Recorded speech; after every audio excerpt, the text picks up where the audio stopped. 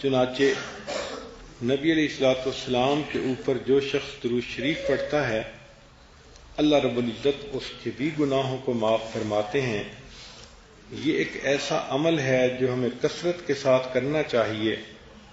نبی علیہ السلام نے ارشاد فرمایا شفاعتی لأہل الکبائر من امتی، میری امت کے جو گناہ گار ہوں گے تو ان کبیرہ گناہوں کے جو مرتکب ہوں گے ان کے لیے میں قیامت کے دن شفاعت کروں گا۔ اور ایک حدیث پاک میں نبی علیہ السلام نے فرمایا خیرت بین الشفاعت، کہ مجھے اختیار دیا گیا، چوائس دیا گیا کہ یا تو میں شفاعت کروں او یدخل نصف امتی الجنہ، یا میری آدھی امت کے لوگ جنت میں چلے جائیں۔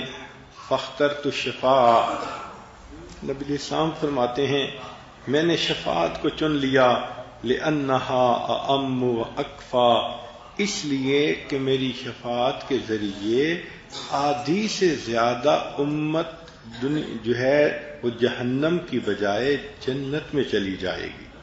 سبحان اللہ۔ نبی علیہ الصلوۃ والسلام پر درود شریف پڑھنا اپنے غم کو ختم کرنا اور گناہوں کو معاف کرنا۔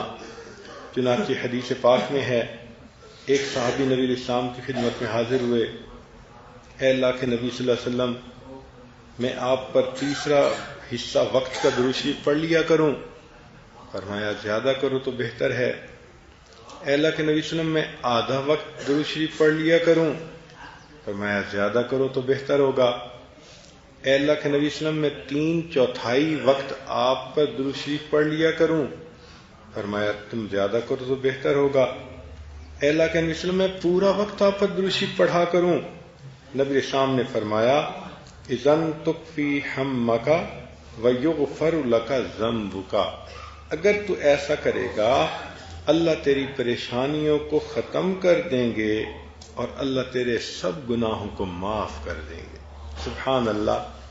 جتنا وقت ملے درود شریف پڑھتے رہیں تو دیکھو پریشانیاں ختم اور گناہ جو ہے وہ معاف ہو جاتے ہیں۔ اس لیے فرمایا کہ جب دو دوست آپس میں ملیں، واقف لوگ آپس میں ملیں، ایک دوسرے کو سلام کریں اور اس وقت لم یتفرقا، سبحان اللہ۔ حدیث پاک ہے، انس رضی اللہ عنہ کی روایت ہے کہ نبی علیہ السلام نے فرمایا ما من عبدین متحابین یستقبل احدہما صاحبہ ویصلیان علی النبی صلی اللہ علیہ وسلم، کہ دو محبت رکھنے والے لوگ جب ایک دوسرے کے سامنے آتے ہیں اور ایک دوسرے کو سلام کرتے ہیں اور پھر وہ نبی علیہ السلام پر درود شریف پڑھیں، لم یتفرقا، وہ جدا نہیں ہوں گے، حتی یغفر لہما ذنوبہما ما تقدم منہما وما تأخر، حتی کہ اللہ تعالی ان کے اگلے اور پچھلے سب گناہوں کو معاف فرما دیں گے۔ اب دیکھیں آپ دن میں شاید 50 خواتین کو ملتی ہوں گی، کہیں بہن کو ملی، کہیں ماں کو ملی، کہیں کسی پڑوسن کو ملی، رشتہ دار کو ملی، تو اگر ایسا موقع ملتا ہے تو نبی علیہ السلام پر درود شریف بھی پڑھ لینا چاہیے تاکہ یہ سعادت ہمیں نصیب ہو جائے کہ جدا ہونے سے پہلے مغفرت ہو جائے۔ اور ایک اور عمل ایسا ہے کہ جو عورتوں کو اپنانا چاہیے اور اہتمام سے کرنا چاہیے، یہ بخاری شریف کی روایت ہے، دار قطنی نے بھی اس کو روایت کیا۔ ابو ہریرہ رضی اللہ عنہ فرماتے ہیں کہ جو انسان جمعہ کے دن عصر کے بعد اپنی جگہ پر بیٹھے بیٹھے نبی علیہ السلام پر 80 مرتبہ درود شریف پڑھے، اللہ تعالیٰ اس کے 80 سال کے گناہوں کو معاف فرما دیتے ہیں۔ اب ذرا غور کیجئے، 80 سال کا مطلب پوری زندگی کے گناہ۔ تو آپ یوں سمجھیں کہ جمعہ کے دن عصر کے بعد اگر میں 80 مرتبہ درود شریف پڑھ لوں گی تو میرے پوری زندگی کے گناہ معاف ہو جائیں گے۔ اور وہ درود شریف کیا ہے؟ اللہم صلی علی محمد النبی الامی وعلی آلہ وسلم تسلیما. اتنا بڑا درود شریف بھی نہیں، آپ اس کو لکھ لیں، پڑھ لیں، یاد کر لیں، اور کوشش کریں کہ جمعہ کے دن اپنے گھر کے سب بچے بچیوں کو کہیں کہ وہ آپ کے ساتھ نماز پڑھیں. چھوٹے بچے تو عام طور پہ گھروں میں ہی نمازیں پڑھتے ہیں، ماں ہی پڑھاتی ہے، تو وہ اگر اس دن اہتمام کے ساتھ اکٹھی نماز پڑھ لیں اور ان سب کو کہیں کہ سب نے بیٹھے رہنا ہے اور یہ درود شریف پڑھنا ہے. آپ خود بھی پڑھیں، بچوں سے بھی پڑھائیں، اور اس کے بعد دعا مانگیں، اور پھر دیکھیں کہ گھر کے اندر برکتیں کیسے آتی ہیں. ہم ایسے اعمال کرتے ہی نہیں کہ جس سے برکتوں کے دروازے کھل جائیں ہمارے لیے.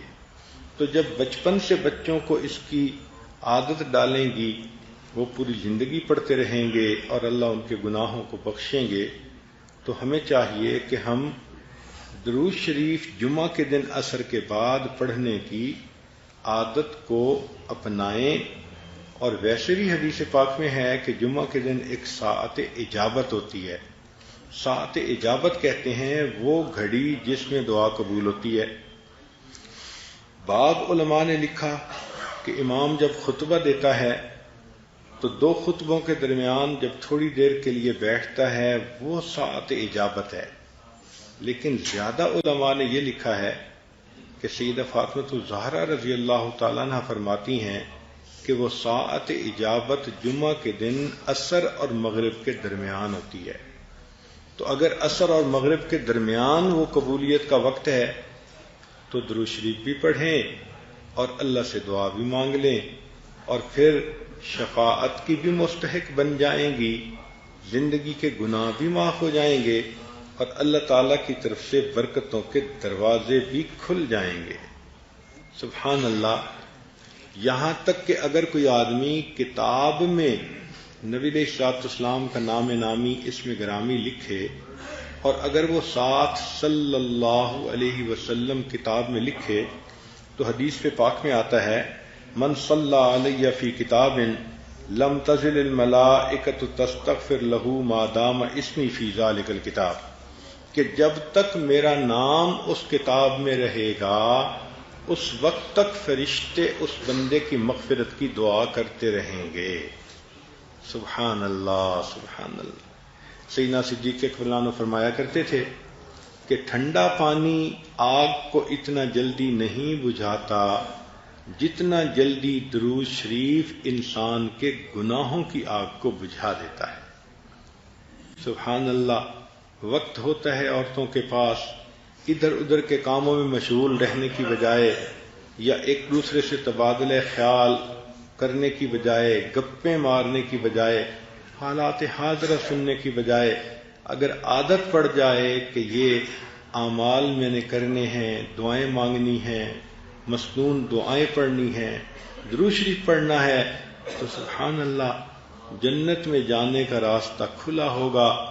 جہنم میں جانے والا سوال ہی پیدا نہیں ہوتا. مگر افسوس کہ غفلت کی وجہ سے وہ عورتیں آج جن کے بچے جوان ہو جاتے ہیں، شادیاں ہو جاتی ہیں، وہ نانیاں اور دادیاں بن جاتی ہیں. یہ بہت قیمتی عورتیں ہوتی ہیں. عام طور پہ ان کے پاس فرصت ہی فرصت ہوتی ہے، مگر اس فرصت کو کاش کہ وہ غنیمت سمجھیں اور عبادت میں لگائیں، درود شریف پڑھیں، استغفار پڑھیں، مسنون دعائیں پڑھیں، تو یہ تو سیدھی جنت میں جائیں گی.